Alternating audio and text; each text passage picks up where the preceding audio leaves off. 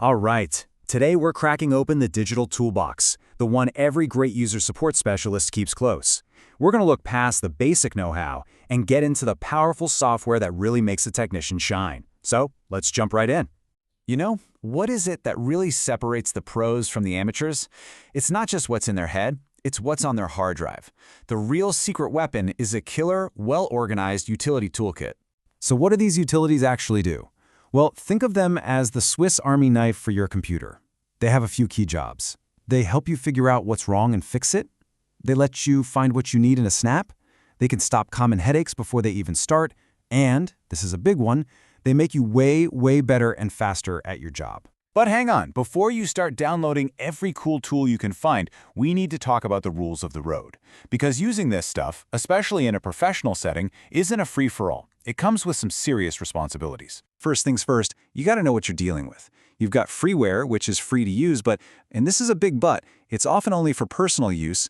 Then there's shareware, which lets you try before you buy. On the other side, you have your standard commercial software you pay for, and donationware, where the developers hope you'll chip in. Knowing the difference is step one to not getting into trouble. And that brings us to this guy, the EULA, or End User License Agreement. Look, I know we all just scroll to the bottom and click I agree, but let's be real. This is a legally binding contract. The second you install or use that software, you've said yes to everything in it. As a pro, you just can't afford to ignore this. So let's talk safety. This is your pre-flight checklist, every single time. 1. Always check the system requirements. 2. Always, and I mean always, back up the user's data and the registry before you do anything. 3. Know your company's rules on what you can and can't download. And 4. Keep an eye out for those tricky little checkboxes that try to get you to opt into things that might invade the user's privacy. All right, with the ground rules set, it is time for the main event. Let's take a tour of a properly stocked support utility toolkit, compartment by compartment. Our first stop is all about system health and diagnosis. These tools are like your digital stethoscope. They're what you use to listen to the heartbeat of a computer and figure out what's really going on under the hood before you start trying to fix things. These are the absolute workhorses of your kit. You'll use them to push the hardware with a stress test, to generate super detailed reports on what's installed, to sniff out and fix OS problems, to watch the boot up process for weird errors, and to track down the latest device drivers. Essential stuff. You know, when it comes to having a whole bunch of diagnostic tools in one place, one name really stands above the rest. It's a collection of over 75 individual little programs. Any idea what I'm talking about? It's the legendary Windows Sysinternal Suite. It's made by Microsoft, it's totally free, and honestly, it's like a toolkit inside your toolkit. It has powerful utilities for literally everything: files, networking, processes, security, you name it. It is an absolute must-have. No question. Okay, moving right along. The next compartment is all about software, files, and performance.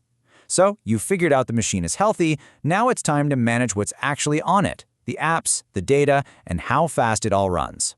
In here, you've got your specialty tools. Things to clean out all the junk from the Windows registry, tools to audit software and make sure you're legally compliant, and oh yeah, uninstallers for those super stubborn programs that refuse to leave. You'll also find file recovery tools for those oh no moments, and defragmenters to speed things back up. Each one is a total lifesaver when you need it. And that brings us to our last major compartment, which, let's be honest, is probably the most critical one today: network and security. These tools are the gatekeepers. They protect the user, their data, and their connection to the rest of the world. In this day and age, these are totally non-negotiable.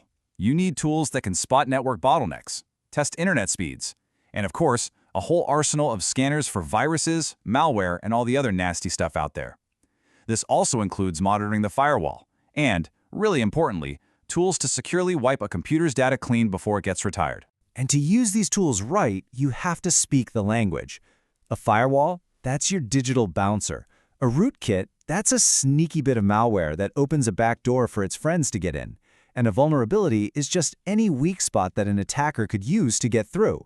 Knowing these terms is just fundamental. Now, here's the thing about a good toolkit. It never stays the same for long. It has to evolve, because the world of user support is always changing. And that means new challenges. So what's the biggest challenge right now? It's easily the whole bring your own device thing, or BYOD. All of a sudden, support teams are expected to handle a crazy variety of personal phones and tablets hitting the company network.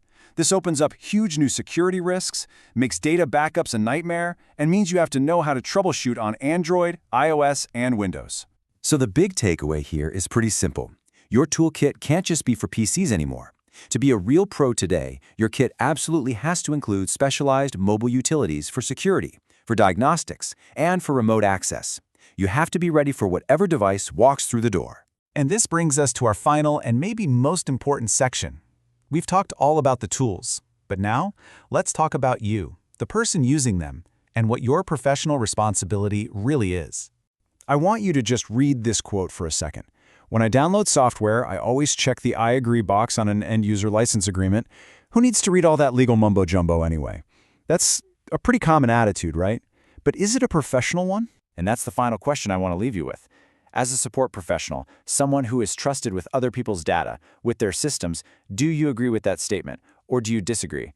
Your answer to that single question really defines the line between just a casual user and a true professional. Thanks for watching.